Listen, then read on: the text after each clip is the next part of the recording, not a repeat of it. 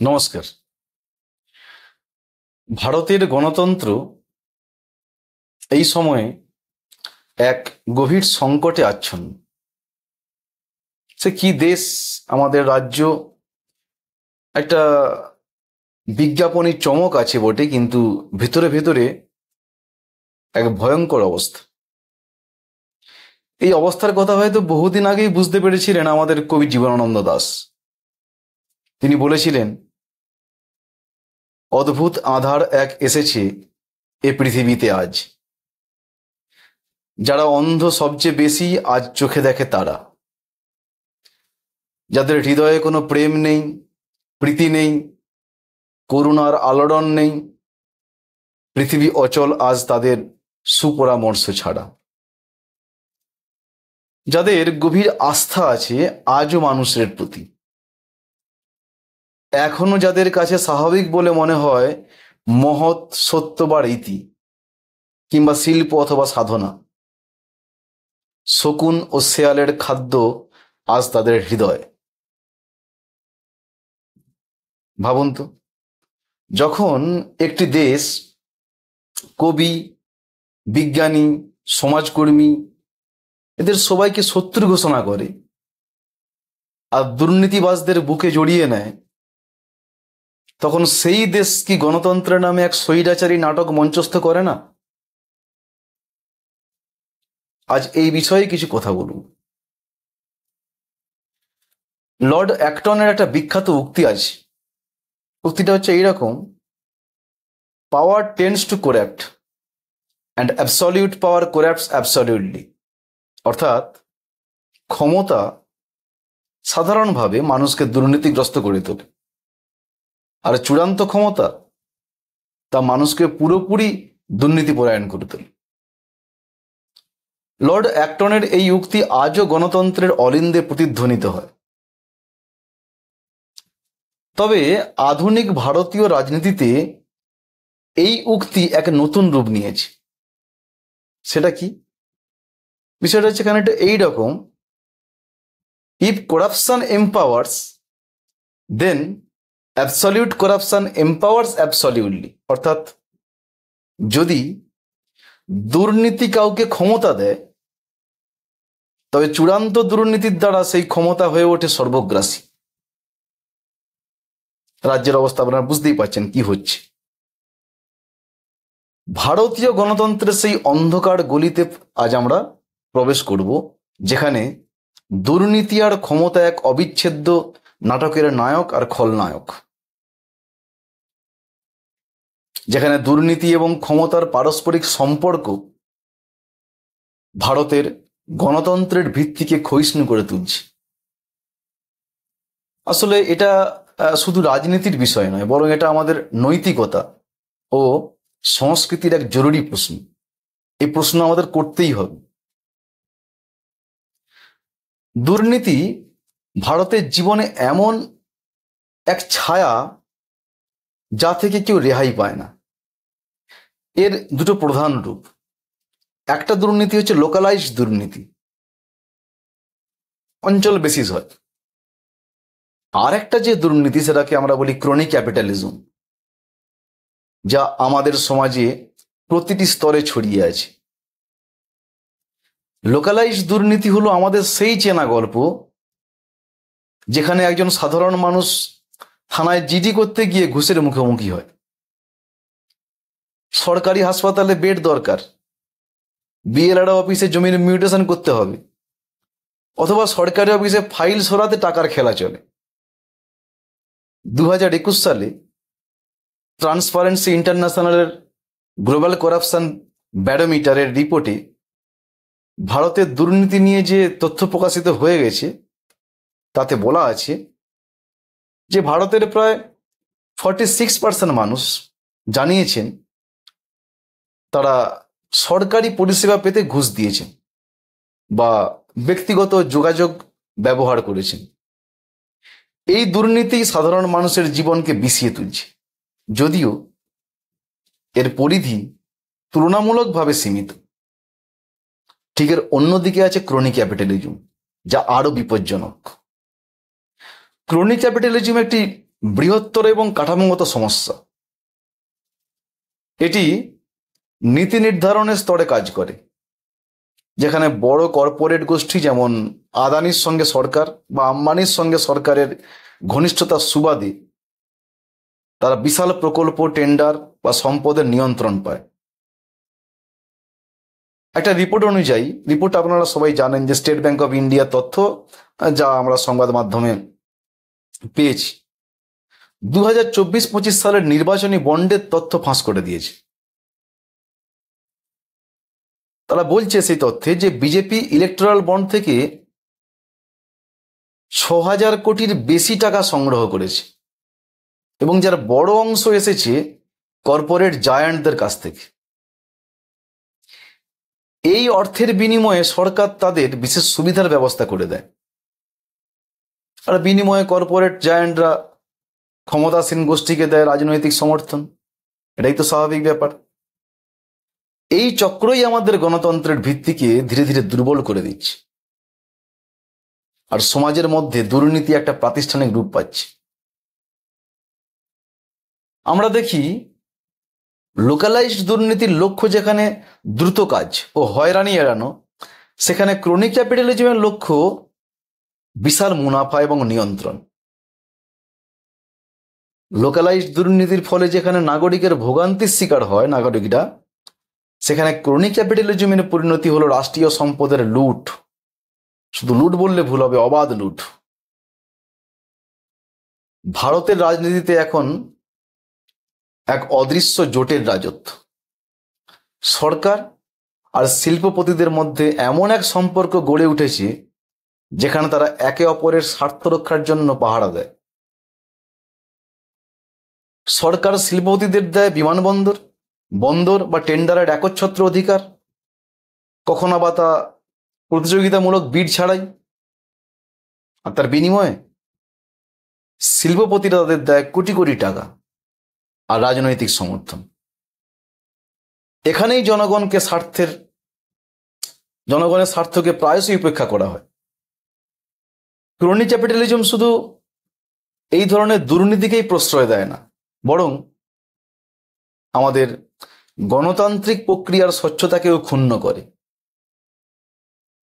আমরা জানি 2024-এর লোকসভা নির্বাচনে বিজেপি একক সংখ্যাগরিষ্ঠতা পায়নি।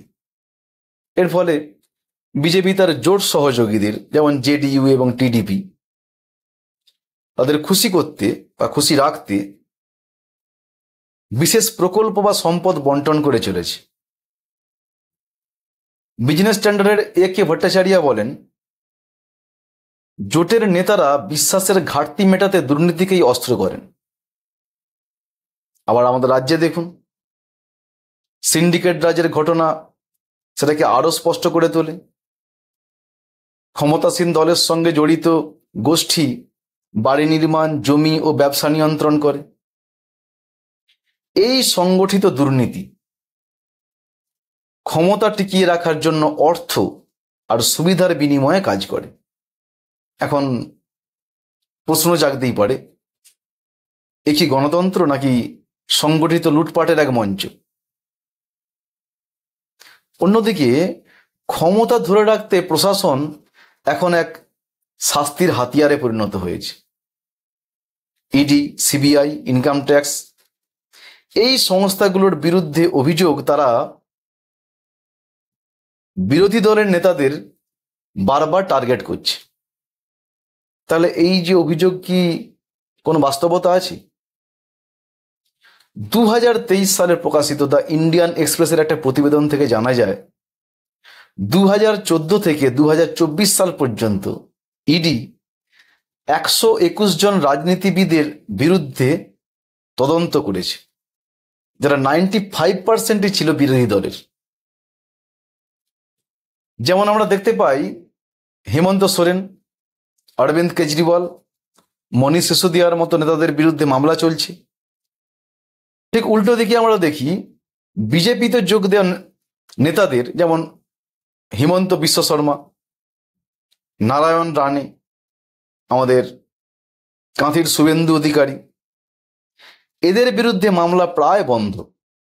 বা নিষ্ক্রিয় হয়ে যায়। এই প্রবণতাকে আমরা মানে যারা বিরোধীরা তারা বলছেন ওয়াশিং মেশিন। এই প্রশাসনিক নিয়ন্ত্রণ ক্ষমতাকে কেন্দ্রীভূত করতে এবং বিরোধীদের দুর্বল করতে ব্যবহৃত হচ্ছে, যার ফলে গণতান্ত্রিক প্রক্রিয়া মুখ থুবড়ে পড়েছে। ভারতের গণতন্ত্র এখন দুটো সমান্তরাল ধারায় বিপন্ন হয়ে চলছে। এক হলো নিয়ন্ত্রিত গণতন্ত্র, আর দুই হলো ছোট জোটের দুর্নীতি। নিয়ন্ত্রিত গণতন্ত্র হলো এমন এক ব্যবস্থা যেখানে নির্বাচন ঘটলেও মত প্রকাশের স্বাধীনতা, তথ্য জানার অধিকার আরটিআই এর মাধ্যমে বা নাগরিক সমাজের ভূমিকা ক্রমশ অবদমিত হচ্ছে। আমরা দেখেছি গৌরী লঙ্কেশ, যাকে 2017 সালে হত্যা করা হলো।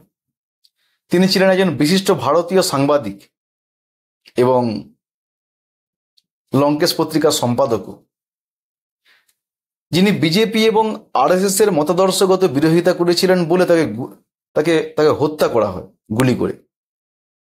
আবার অন্যদিকে দেখুন নরেন্দ্র দাভোলকার, যিনি অন্ধবিশ্বাস, কুসংস্কার এবং কালো জাদুর বিরুদ্ধে মহারাষ্ট্রে আইন প্রণয়নের জন্য দীর্ঘদিন ধরে আন্দোলন করে শেষে দুজন আততায়ীর বিরুদ্ধে গুলিতে তারা প্রাণ হারান। একইভাবে আমরা গোবিন্দ পানসারের কথাও জানি, যিনি 2015 সালে মৃত্যুবরণ করেছেন। এরা সবাই কিন্তু নিজেদের মত প্রকাশের জন্য বিজেপি আরএসএস ঘনিষ্ঠদের হাতে নিহত হয়েছে। অন্যদিকে স্ট্যান স্বামী আদিবাসী অধিকারের প্রশ্ন তুলেছিলেন বলে তাকে ভীমা কোরেগাঁও মামলায় ইউএপিএ অধীনে গ্রেপ্তার করা হয়েছিল এবং পরে বিচার না পেয়ে জেল হেফাজতেই তার মৃত্যু হয় 2021 সালে। এই ঘটনাকে মানবাধিকার সংগঠনগুলো যেমন অ্যামনেস্টি ইন্টারন্যাশনাল তীব্র সমালোচনা করেছে। এমনকি এই ঘটনাগুলো আন্তর্জাতিকভাবেও যেমন ইউনাইটেড নেশন হিউম্যান রাইটস কাউন্সিলে আলোচিত হয়েছে। মনে রাখতে হবে, এরা কেউই সশস্ত্র বিপ্লবী ছিলেন না, তারা ছিলেন মত প্রকাশের পক্ষের মানুষ। কিন্তু তাদের এই মত প্রকাশকেই গণতন্ত্রের জন্য হুমকি বলে দাগিয়ে দেওয়া হয়েছিল। এই ধরনের নিয়ন্ত্রণ গণতন্ত্রের স্বচ্ছতা ও স্বাধীনতাকে ক্ষুণ্ণ করছে।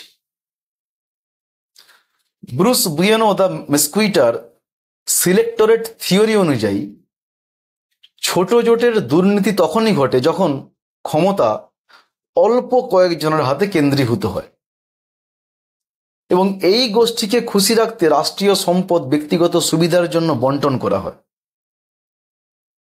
উদাহরণস্বরূপ কর্ণাটকের বেল্লারি খনি কেলেঙ্কারি, পশ্চিমবঙ্গের এসএসসি বা মধ্যপ্রদেশের ব্যাপক কেলেঙ্কারি।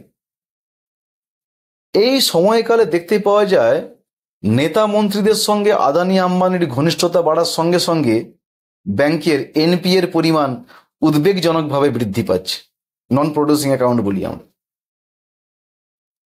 আবার মহারাষ্ট্রে মন্ত্রী এবং পুলিশের জোট, এদের বিরুদ্ধে মাসিক তোলাবাজির অভিযোগ উঠছে। এই দুই ধরনের ধারা মিলে ভারতের গণতন্ত্রকে ভেতর থেকে পুরো খোকলা করে দিচ্ছে। একদিকে বিরোধী কণ্ঠ নিঃশব্দ করা হচ্ছে, তো অন্যদিকে সম্পদ আর অল্প কয়েকজনের হাতে কেন্দ্রীভূত হচ্ছে। আমরা দেখছি যে ক্ষমতা ও দুর্নীতির মধ্যে এক জটিল সম্পর্ক বিদ্যমান, যেখানে একটি অপরকে পুষ্ট করছে। প্রথমত, অতিরিক্ত ক্ষমতা প্রায়শই নিয়ন্ত্রণহীনতার জন্ম দেয়, যা দুর্নীতিকে উৎসাহিত করে। উদাহরণস্বরূপ ইন্দিরা গান্ধীর সময়ে জরুরি অবস্থা দেখায় কিভাবে অসীম ক্ষমতা দুর্নীতির পথ প্রশস্ত করে। আর দ্বিতীয়ত, দুর্নীতি নিজেই ক্ষমতার উৎস হয়ে ওঠে যখন অর্থ ও গোপন সমর্থনের মাধ্যমে জোট নিয়ন্ত্রণ করা হয়। ফলে ক্ষমতা স্থায়িত্ব বৃদ্ধি পায়। নির্বাচনী বন্ডের ক্ষেত্রে এটি স্পষ্ট, যা দেখায় কিভাবে দুর্নীতি ক্ষমতাকে আরো শক্তিশালী করে। সুতরাং ক্ষমতা ও দুর্নীতি পরস্পরের পরিপূরক হিসেবে কাজ করে, যা রাজনৈতিক ব্যবস্থায় গভীর প্রভাব ফেলে। ভারতের গণতন্ত্র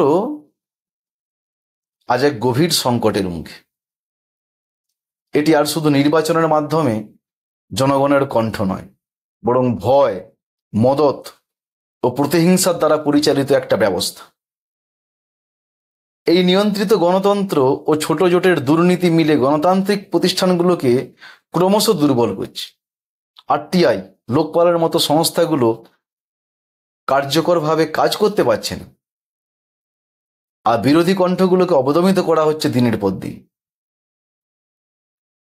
তাই এই সংকট শুধু রাজনৈতিক নয়, আমাদের নৈতিকতা ও সংস্কৃতির প্রশ্নও বটে।